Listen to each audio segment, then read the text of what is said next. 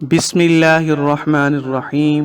السلام علیکم ورحمۃ اللہ وبرکاتہ۔ اسلامی اصلاحی واقعات کے لیے ہمارے چینل کو سبسکرائب کریں۔ ایک یتیم بچے کا درد بھرا قصہ۔ وہ خوش نصیب صحابی جن کی قبر میں خود حضور علیہ الصلاۃ والسلام اترے اور فرمایا، اے اللہ میں اس سے راضی ہوں، تو بھی اس سے راضی ہو جا۔ ایک یتیم بچہ تھا، اس کا نام عبداللہ تھا۔ چچا نے پرورش کی تھی۔ جب جوان ہوئے تو چچا نے اونٹ بکریاں ملا کر غلام دے کر ان کی حیثیت درست کر دی تھی۔ عبداللہ نے اسلام کے متعلق کچھ سنا اور دل میں توحید کا شوق پیدا ہوا، لیکن چچا سے اس قدر ڈرتا تھا کہ اظہار اسلام نہ کر سکا۔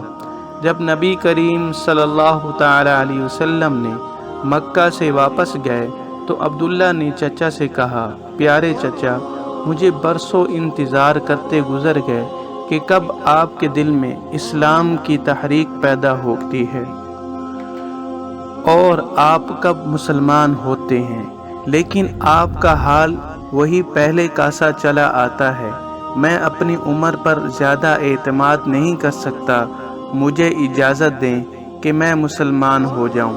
چچا نے جواب دیا، دیکھیے، اگر تو محمد صلی اللہ علیہ وسلم کا دین قبول کرنا چاہتا ہے تو میں سب کچھ تجھ سے چھین لوں گا، تیرے بدن پر چادر اور تہبند تک باقی نہ رہنے دوں گا۔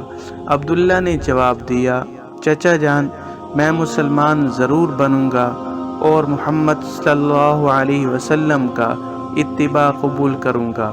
شرک اور بت پرستی سے میں بیزار ہو چکا ہوں، اب جو آپ کا منشا ہے کریں، اور جو کچھ میرے قبضہ میں زر و مال وغیرہ ہے سب کچھ سنبھال لیجئے۔ میں جانتا ہوں کہ ان چیزوں کو آخر ایک روز ہی دنیا میں چھوڑ جانا ہے، اس لیے میں ان کے لیے سچے دین کو ترک نہیں کر سکتا۔ عبداللہ نے یہ کہہ کر کپڑے اتار دیے اور ماں کے سامنے گئے۔ ماں دیکھ کر حیران ہوئی کہ کیا ہوا؟ عبداللہ نے کہا، میں مومن اور موحد ہو گیا ہوں، نبی کریم صلی اللہ علیہ وسلم کی خدمت میں جانا چاہتا ہوں، ستر پوشی کے لیے کپڑے کی ضرورت ہے، مہربانی کر کے مجھے وہ کپڑے دے دیں۔ ماں نے ایک کمبل دے دیا۔ عبداللہ نے کمبل پھاڑا، آدھے کا تہبند بنا لیا، آدھا اوپر کر لیا اور مدینہ کو روانہ ہو گیا۔ صبح کے وقت مسجد نبی صلی اللہ علیہ وسلم میں پہنچ گیا اور مسجد سے تکیہ لگا کر حضرت صلی اللہ علیہ وسلم کے انتظار میں بیٹھ گیا۔ نبی کریم صلی اللہ علیہ وسلم جب مسجد مبارک میں آئے، اسے دیکھ کر پوچھا کہ کون ہو؟ کہا، میرا نام عبداللہ ہے، فقیر و مسافر ہوں، عاشق جمال اور طالب ہدایت ہو کر دور سے آیا ہوں اور درد دولت آ پہنچا ہوں۔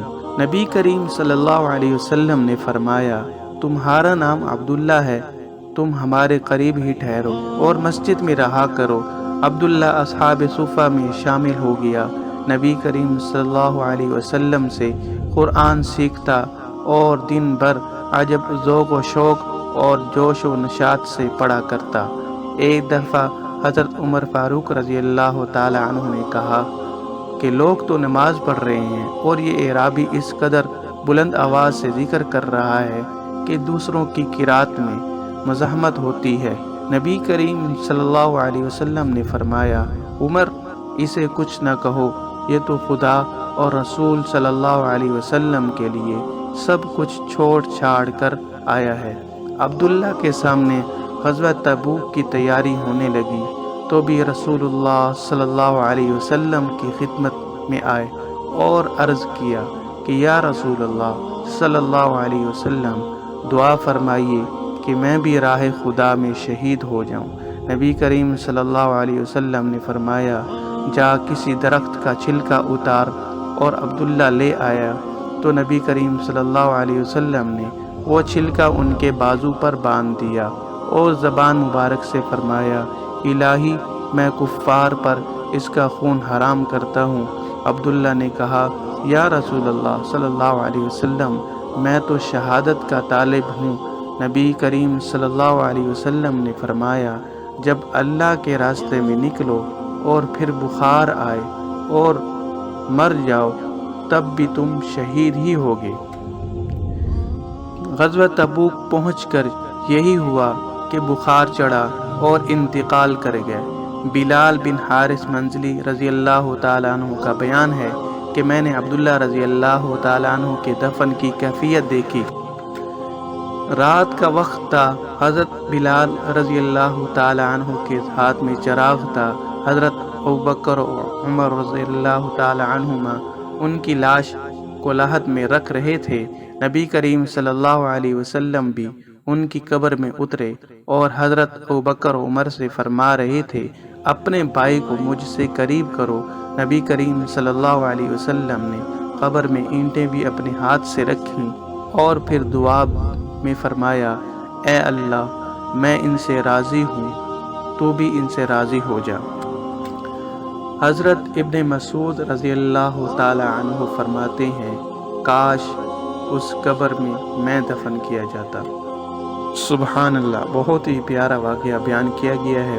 اللہ رب العزت سے دعا ہے کہ اللہ تعالی ہمیں بھی حضور علیہ الصلوۃ والسلام کا سچا عاشق بنائے۔ آمین ثم آمین۔